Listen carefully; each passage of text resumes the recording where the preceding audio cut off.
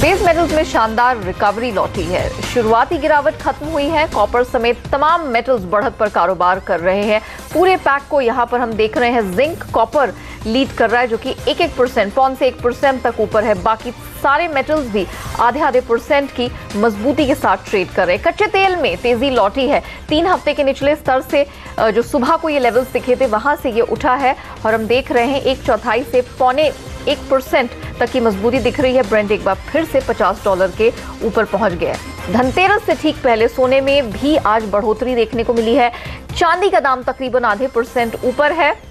42,260 के पास चांदी तकरीबन ₹150 की मजबूती लेकर ट्रेड कर रही है। एग्री कमोडिटी मार्केट में सोयाबीन में आज कुछ तेजी का रुख रहा है, जबकि सरसों का दाम तकरीबन आधे % टूट गया है। ग्वार सीड आधे % नीचे है। हालांकि अच्छी खासी छलांग धनिया ने दिखाई है, जो कि 2% भागा है। सोयाबीन जैसे हमने कहा 1% ऊपर ट्रेड कर रहा है। ग्वार में आज बिकवाली हावी रही है। स्पाइस पैक में धनिया काफी बेस्ट परफॉर्मेंस दिखा रहा है। आज हमारे साथ कमोडिटी मार्केट पर बात करने के लिए मोतीलाल ओसवाल कमोडिटीज के नवनीत दमानी और एंजल कमोडिटीज के अनुज गुप्ता जुड़ चुके हैं। अनुज, नवनीत, आप दोनों का बहुत स्वागत है। अनुज, सबसे पहले आपसे जानेंगे, एग्री कमोडिटी मार्केट में आपको कमाई के मौके आज कहां दिख रहे हैं? देखिए, हमने देखा है कि बार्ले के अंदर काफ़ी अच्छा एक अपसाइड मोमेंटम देखने को मिला है। मुझे लगता है कि बार्ले के अंदर बाय करके चल सकते हैं करीबन 1680 1690 के आसपास। स्टॉप लॉस 1650 का रहेगा। टारगेट करीबन 1750 तक देखने को मिल सकता है। वहीं हमने जीरे में भी बिकवाली आते हुए देखी है। मुझे लगता है कि जीरे में अभी भी बिकवाली करके चल सकते हैं। करीबन 17,200 17,300 के आसपास बिकवाली कर सकते हैं। स्टॉप लॉस 17,700 पे लगा सकते हैं। टारगेट नीचे करीबन 16,600 तक देखने को मिल सकता है। नॉन एग्री मार्केट में आपकी हॉट पिक्स? जी, नॉन एग्री मार्केट में अगर हम बात करें तो सिल्वर में और क्रूड में कॉपर में बहुत अच्छी बाइंग देखने को मिल रही है। सिल्वर एक बहुत नैरो रेंज में कंसोलिडेट हो रहा है और मुझे लगता है कि आज ब्रेकआउट के फुल चांसेस है। 42,150 के आसपास बाइंग का रिकमेंडेशन रहेगा। 42,550 आपका टारगेट होगा और 41,900 स्टॉप लॉस के साथ बाइंग की जा सकती है। दूसरा पिक रहेगा कॉपर। कॉपर में हमने देखा बहुत अच्छी स्ट्रेंथ देखने में मुझे आपको रोकना पड़ेगा। एक अहम ब्रेकिंग न्यूज यहाँ पर निकल कर आ रही है, जो हम देख रहे हैं। कल से साइरस मिस्त्री की जो यहाँ पर चिट्ठी लीक हुई थी, उसके बाद हमने देखा था काफी ज्यादा यहाँ पर एक डर्टी पिक्चर बनता हुआ दिखा था कि किस तरह से यहाँ पर ब्लेम गेम शुरू हुआ था। उस पर हमने देखा है रतन टाटा की तरफ से यहाँ पर बयान आते हुए उन्होंने यहाँ पर आंसर बैक किया है। मिस्ट्री के कई ईमेल पे लगाए जो आरोप है उनको उन्होंने बेबुनियाद बताया है। उन्होंने कहा कि तू मैं करना ये टाटा की जो गरिमा है उसके खिलाफ है। उन्होंने कहा है कि मिस्ट्री ने जो आरोप लगाए हैं वो तथ्यों के बेसिस पर आधारित नहीं है और उनके आरोपों का उन्होंने कहा कि एक उचित जवाब देना होगा। कई मुद्दे पर बोर्ड का जो भरोसा है वो यहाँ पर मिस्ट्री ने खोया है। तो ये काफी टफ आंसरिंग बैक निकलकर आ रही है टाटा की तरफ से। खास तौर पर क्योंकि कल से ही हम लगातार देख रहे थे, जब से उनकी ये ईमेल, जब से उनकी ये चिट्ठी लीक हुई थी जिसमें उन्होंने कई सारे आरोप यहाँ टाटा ग्रुप को लेकर लगाए थे, उस पर एक जवाबी हमला किया है टाटा ग्रुप का। साइरस मिस्त्री को ये जवाब रहा है। काफी बेबुनियाद उन्होंने इनके आरोपों को बताया है। इस पर और डिटेल पर बात करने के लिए चलते हैं मेरे सहयोगी प्रदीप पंड्या के पास। प्रदीप, क्या डिटेल्स है इस आंसरिंग बैक को लेकर? बिल्कुल, ये फिलहाल जो जानकारी हमारे पास आ रही है, एक्सक्लूसिव जानकारी, टाटा ग्रुप का क्या कहना है, या हम ये कह सकते हैं कि रतन टाटा और उनसे जुड़े हुए डायरेक्टर्स का क्या कहना है इस मामले में। ये कहा जा रहा है कि जिस तरीके से ये चिट्ठी लीक हुई है, ये ईमेल तो दरअसल टाटा सन्स के बोर्ड ऑफ डायरेक्टर्स को भेजा गया था, तो फिर ये बाहर कैसे आई, इसको लेकर भी इन्होंने ऐतराज़ जताया है और इन्हें नहीं लगता कि इस तरह की चीज़ होनी चाहिए थी। एक अनसीमली एंड अनडिग्निफाइड बताया जा रहा है इस पूरी एक्टिविटी को। इसके साथ ही ये भी कहा जा रहा है कि मिस्त्री ने जो आरोप लगाए हैं वो दरअसल तथ्य से परे हैं। हालांकि अभी टाटा ग्रुप सामने आकर के सारे तथ्य शेयर नहीं कर रहा है, लेकिन उनका ये कहना है कि जब भी हम सारे फैक्ट्स शेयर करेंगे, जब सारे रिकॉर्ड्स लोगों के सामने आएंगे, तो उन्हें अंदाज़ा लग जाएगा कि साइरस मिस्त्री यहाँ पे जो भी कुछ कह रहे हैं वो दरअसल सही नहीं है। हालांकि ये कहा गया है कि एप्रोप्रिएट तरीके से जवाब दिया जाएगा और ये संकेत कल भी आ रहे थे कि अगर मिस्त्री अदालत में जाते हैं और अदालत ये कहती है कि आप ये बताएं कि किस वजह से बोर्ड ने ये निर्णय किया उनको हटाने का, तो वहां पर जवाब दिया जाएगा। लेकिन मीडिया के सामने या शेयर होल्डर्स के सामने आकर फिलहाल मामले का खुलासा करने या जवाब देने को ये राजी नहीं नजर आ रहे हैं टाटा ग्रुप पर। इन्होंने ये कहा जरूर है कि जहां जरूरत होगी, जिस तरीके से जवाब देने की जरूरत होगी वो हम जरूर करेंगे। ये भी कहा जा रहा है कि एग्जीक्यूटिव चेयरमैन के तौर पे मिस्त्री साहब पूरी तरह से ताकतवर थे, उनके पास सारे फैसले लेने के सारे अधिकार थे। तो उन्होंने ये जो कहा है कि उनको लेम डक चेयरमैन के तौर पे उन्होंने काम किया और जिस तरह से वो काम करना चाहते थे वो नहीं कर पाए या उसमें कोई रुकावट आई। टाटा ग्रुप का शायद ये मानना है कि ये इस तरह के आरोपों में कोई दम नहीं है और इसका भी खंडन यहाँ पर किया जा रहा है। हमारे साथ सुजॉय कांतावाला अब जुड़ना है। सुजॉय, कैसे देख रहे हैं आप इस जवाब को? ये साइरस मिस्त्री जो है उनकी रेपुटेशन इम्पेकेबल है। वो बहुत ही सक्सेसफुल बिजनेस परिवार से आते हैं, हाईली एजुकेटेड है हिमसेल्फ। उनको आमंत्रण किया था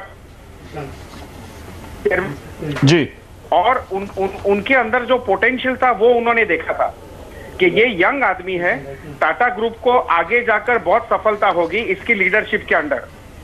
अब थोड़ी बहुत अनबन हो गई है और ये सब हो गया 24 अक्टूबर को बोर्ड मीटिंग में टाटा सन्स की। फिर साइरस मिस्त्री ने अपना पक्ष पब्लिक के सामने रखा है। उन्होंने क्लियर पॉइंट टू पॉइंट बताया है कि क्या इश्यूज है। उन्होंने ये साबित कर दिया है कि मेरे पास एविडेंस है और मैं ये बार बार कह रहा था लेकिन किसने मेरी सुनी नहीं। और जो कि उन्होंने कहा है कि क्लियरली रतन टाटा के पर्सनल डिसीजंस थे जिसके वजह से कहीं कंपनीज जो वायबल नहीं है वो भी चल रही थी। तो इसके अगेंस्ट इमीडिएटली मैं सोचता हूं, हेलो, इसके अगेंस्ट इमीडिएटली मैं सोचता हूं कि टाटा को इमीडिएटली एक जवाब देना चाहिए था, पॉइंट टू पॉइंट रिप्लाई जवाब देना चाहिए था। तो वो कह रहे हैं कि ठीक है, हमारे पास जानकारी है, वक्त आने पर अप्रोप्रिएट तरीके से बताएंगे। हमारे साथ आईकैन एडवाइजर्स के अनिल सिंघवी जी जुड़ रहे हैं। मिस्टर सिंघवी, क्या आपको लगता है कि टाटा ग्रुप के हजारों या शायद लाखों शेयर होल्डर्स को ये जानने का हक नहीं है कि दरअसल क्या ग्राउंड था? ये केवल अदालत को ही बताया जाएगा पूछने?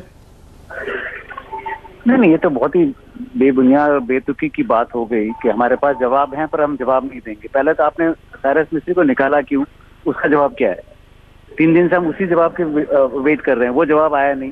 फिर साइरस ने एक चिट्ठी लिखी है कि भाई ये मुद्दे हैं, इसका भी हमारे पास जवाब। और टाटा सन्स की जो आज जो ख्याति है उसको बिगाड़ा किसने है? साइरस मिस्त्री ने बिगाड़ा है। हेलो जी, हाँ, तो उसकी ख्याति को बिगाड़ा किसने है? बिगाड़ा टाटा सन्स के बोर्ड ने है। उसके बाद अगर आप उनको अगर दोषी ठहराते हैं कि उनको हमारी ख्याति खराब करने के लिए कह रहे हैं, तो पहले आप ये तो बताइए कि ख्याति खराब की किसने? कौन छोटी कंपनियों के अंदर भी चेयरमैन को ऐसे नहीं निकालते हैं जिस हिसाब से आपने निकाला, बिना कोई सबूत के, बिना कुछ आरोप लगाए, उस हिसाब से निकाला। तो पहले ख्याति खराब किसने की? टाटा सन्स के सारे बोर्ड ऑफ डायरेक्टर्स ने खराब की। अब ये स्टेटमेंट कौन दे रहा है? टाटा सन्स ने किसके बूते पे ये स्टेटमेंट दिया है? बिल्कुल, तो ये कहा जा रहा है टाटा सन्स के डायरेक्टर्स ने लगातार कई सवाल उठाए, कई कंसर्न रेज किए सर्टेन बिजनेस इश्यूज के ऊपर, और वो सेटिस्फाइड नहीं रहे, बोर्ड का विश्वास खो दिया। कहाँ है आप मुद्दे पे आइए ना। इसमें सिर्फ एक उसका प्रैक्टिकल चीज पे आइए, आप थ्योरी मत चलाइए उसके हिसाब से कि बहुत सारे मुद्दे थे। मुद्दा क्या था? आप मुद्दे गिनती करिए, 1 था, 2 थे, 5 थे, मुद्दे गिनाइए उसको कि हम इसके लिए निकाल रहे हैं। कहीं पे भी होता है, आप क्लास में एक बच्चे को निकालते हैं, उसका मुद्दा होता है कि टीचर ने क्यों निकाला। उसके लिए टीचर ऐसे चलते किसी को नहीं निकाल सकती। आपने यहाँ chairman of the largest conglomerate in India निकाला है, आप पहले उसका आरोप लगाइए, उसको बताइए कि किस लिए निकाला आपने। तो ख्याति तो जो खराब की है वो टाटा सन्स के बोर्ड ने सोमवार को की है। अब एक बार अगर टोपी उछलती है तो वो उछलती रहेगी। अब उसके अंदर आज आप सारे से आरोप लगाओ कि नहीं आपने चिट्ठी लिख के हमारी ख्याति खराब की है, तब बेवकूफी का काम है। बिल्कुल कोई मानेगा नहीं। कौन मानेगा? आप मान रहे हो तो क्या? शेयर होल्डर मान रहे हैं, और करोड़ों शेयर होल्डर बेचारे आज उनको कुछ पता नहीं है आपने उनको क्यों निकाला। शेयरों के दाम कम होते जा रहे हैं। टाटा सन्स के बोर्ड ने एक स्टेटमेंट इशू नहीं किया कि हमने क्यों निकाला साइरस को। पहले आप उस मुद्दे पर आइए कि आपने उनको निकाला क्यों। अब उसके बाद में जो उन्होंने आरोप लगाया आप उसका जवाब दीजिए। हमारे पास जवाब है, हम कोर्ट में जवाब देंगे। और आप शेयर होल्डर को जवाब दीजिए। वो आज सारी लिस्टेड कंपनीज के चेयरमैन है अभी भी। आप उनका जवाब दीजिए। लिस्टेड कंपनी का मुद्दा है, हम कोर्ट में क्या बताएंगे? कोर्ट क्या सुनेगा उसका? मैं आम शेयर होल्डर हूँ, मुझे सुनना है कि ये बात जो नानो की है वो सही है, ये बात जो डोकोमो की है वो सही है, मुझे सुनना है। क्यों? मेरा पैसा लगा हुआ है, कोर्ट का पैसा नहीं लगा हुआ है इसके अंदर। बिल्कुल। आम शेयर होल्डर का तो आप उसको नजरअंदाज करते जा रहे हो। आम शेयर होल्डर के कोई आप उसकी सुनवाई नहीं है। आपके पास कबड्डी का गेम खेल रहे हो कि हमने निकाल दिया और अब हम कोर्ट को बताएंगे। आप कोर्ट में जाना ही नहीं चाहते। आप अबे हमें बताइए, क्या आपको लगता है कि शेयर होल्डर्स के पास ये ऑप्शन है कि वो अदालत का दरवाजा खटखटाएं? हाँ, होगा ही ना। अगर 2-4 दिन अगर आप नहीं बताएंगे और मेरे शेयरों के भाव ऐसे कम होते जाएंगे, मैं खटखटाऊंगा दरवाजा। क्यों नहीं खटखटाऊंगा? और आम शेयर होल्डर ये कर सकते हैं? करना ही पड़ेगा। मेरे पास उपाय क्या है? आप रोज अगर कुश्ती करोगे, आप दोनों हाथियों की कुश्ती में मैं पिसता जा रहा हूँ, मैं कोर्ट में जाऊंगा ना। तो पहले बात कि टाटा सन्स के बोर्ड ने ये काम क्यों किया, क्यों निकाला, उनके आरोप क्या थे, आप उस पर आइए, मुद्दे पे आइए कि आपने निकाला क्यों। पहला काम आपने किया था। मंडे को सबसे पहली शुरुआत आपने की थी कि आपने मुझे निकाला। आपने उस इंसान को क्यों निकाला? वो आज भी सारी लिस्टेड कंपनीज के उस पर चेयर पे है। और ऐसी क्या आपत्ति आ गई थी कि आपको उसी समय निकालना था? एक घंटे का भी नोटिस नहीं देना था कि बोला नहीं आज हम निकाल रहे हैं, नया आदमी ला रहे हैं। अरे आप उस वक्त कहीं पे भी आप रेजिग्नेशन, आप छोटे से छोटे कंपनी के अंदर एक आप आदमी को बोले कि आज आप छोड़ के जाइए। अगर कोई एलिगेशन हैं तो उसी समय आप निकाल सकते हैं। अदरवाइज एलिगेशन नहीं है तो आप उसको एक मौका दीजिए और उसके बाद वक्त दीजिए। अगर ये काम अगर कोई टाटा के एम्प्लॉइज को निकाले तो वो लेबर कोर्ट में चला जाएगा। क्योंकि ये चेयरमैन है तो लेबर कोर्ट में नहीं जा सकते, पर वो भी एक एम्प्लॉई है टाटा। सिंघवी साहब, यहाँ पे हमारे साथ सुजय कांतावाला बने हुए हैं जो वरिष्ठ लॉयर हैं। क्या मिस्टर कांतावाला आपको लगता है कि ये कानूनन गलत है कि बोर्ड ये तय कर ले कि ठीक है हम इनको चेयरमैन नहीं रखना चाहते और बोर्ड की मेजॉरिटी ये फैसला कर ले कि इनको चेयरमैन नहीं रखना चाहते? क्या ये काफी नहीं है? क्या उन्हें एक्सप्लेन करना पड़ेगा पब्लिक को, एक्सचेंजेस को? 100% मैं जो हमारे को पैनलिस्ट है, मैं उनकी बात से सहमत हूँ। हम सब शेयर होल्डर्स हैं, हम पब्लिक है, हम जानना चाहते हैं कि ये सब क्या हो रहा है। 24 को सडनली आप without adequate notice, proper procedure follow नहीं करते, चेयरमैन को ऐसे ही निकाल देते हो। आपके दो जो बोर्ड मेंबर्स हैं वो बाहर जाते हैं 1-1 घंटे के लिए, बाहर एडवाइस लेते हैं, वापस अंदर आते हैं। ये क्या चल रहा है बोर्ड मीटिंग में? ऐसे बोर्ड मीटिंग थोड़ी चलती है। और इतनी बड़ी कॉन्ग्लोमरेट है, इतना बड़ा नाम है उनका, उनको ट्रांसपेरेंसी और उनके शेयर हमेशा ज्यादा कोट किए जाते हैं कि नहीं ये क्योंकि ये कंपनी जो बिल्कुल एक हम प्रीमियम देते हैं। लेकिन इनका प्रीमियम मिस्टर कांतावाला, यहाँ पे जो मिस्टर सिंघवी अभी कह रहे थे कि शेयर होल्डर्स दरवाजा खटखटा सकते हैं अदालत का, एक क्लास एक्शन सूट जैसे कि विदेशों में हम होते हुए देखते हैं, क्या यहाँ पर आपको लगता है कि उसके लिए एक मौका बनेगा? मैं सिंघवी साहब से सहमत हूं, लेकिन ये स्टेज नहीं आया है जब भी शेयर होल्डर्स खुद अभी जा सकते हैं, क्योंकि अभी बहुत ही फ्लूइड सिचुएशन है। अब तो जैसे सिंघवी साहब बोल रहे थे, हम जानना चाहते हैं कि टाटा क्या जवाब देते हैं। आज मिस्त्री साहब ने तो पॉइंट टू पॉइंट सब कुछ दिखा दिया, पब्लिक के सामने उनका केस रख दिया, शेयर होल्डर्स के सामने रख दिया। ईच लिमिटेड कंपनी के अभी भी चेयरमैन है वो, अगर वो डटे रहे तो बड़े प्रॉब्लम हो सकते हैं। लेकिन उन्होंने बहुत डिग्निफाइड रीत से, बहुत ही डिग्निफाइड और अच्छी तरह उन्होंने पॉइंट टू पॉइंट ये पेश किया है। अब टाटा को ये नहीं कहना चाहिए कि हम कोर्ट में जवाब देंगे। मैच्योरिटी और जो उनकी रिस्पॉन्सिबिलिटी है उसके हिसाब से they have to come out to the public, they have to inform the shareholders. आज उनको एक्सचेंज से नोटिस इश्यू हो गई है कि उनको जो 1800 करोड़ का उन्होंने दिखाया लॉस, वो आप कैसे दिखा रहे हो? तो ये सब चीजें उनको एक्सप्लेन करनी पड़ेगी। उनको एक्सप्लेन करनी पड़ेगी कि नैनो में क्या प्रॉब्लम था, उनको एक्सप्लेन करने पड़ेगा एयर एशिया में क्या प्रॉब्लम था, डोकोमो में क्या प्रॉब्लम था, और क्यों ऐसे पॉइंट टू पॉइंट तरीके से जवाब देना चाहिए। जनरल स्टेटमेंट दे रहे हैं, जैसे कि अनिल सिंघवी जी कह रहे हैं कि इस तरह से जवाब देने का कोई खास अर्थ नहीं है यहाँ पे। नेहा, प्रदीप, मिस्टर सुजय कांतावाला एंड अनिल सिंघवी जी, बहुत शुक्रिया समय निकालकर हमारे साथ जुड़ने के लिए और इस अपडेट पर, इस एक्सक्लूसिव पर हमारे साथ चर्चा करने के लिए। वक्त हो चला एक छोटे से ब्रेक का, लेकिन कहीं मत जाइए। ब्रेक के बाद जब हम लौटेंगे सवाल जवाब का सिलसिला शुरू करेंगे।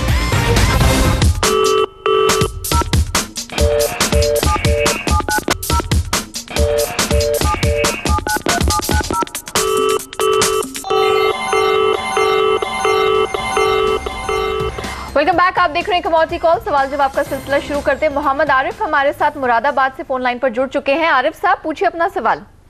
नमस्कार। नमस्कार मैम, मेरी 11 लॉट है 122 रुपए में सेल हुई भी हैंगी जिंक की। जिंक 122 पे सेल है आपका ना? सेल करा रखा।